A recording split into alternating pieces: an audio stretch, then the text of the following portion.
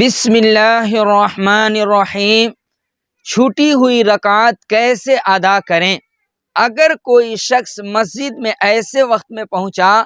کہ جماعت شروع ہو چکی ہے، امام صاحب نماز پڑھا رہے ہیں اور اس کی کچھ رکعتیں چھوٹ چکی ہیں، تو پھر ان کو کیسے ادا کرے؟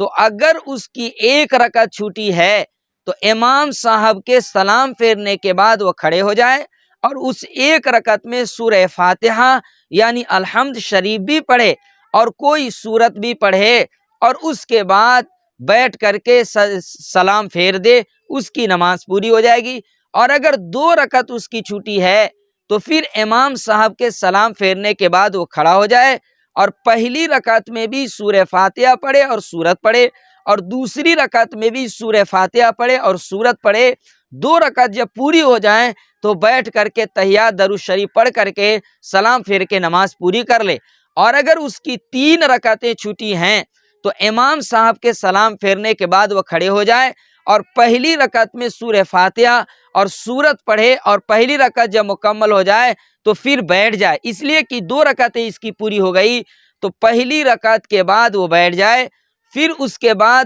جب کھڑا ہو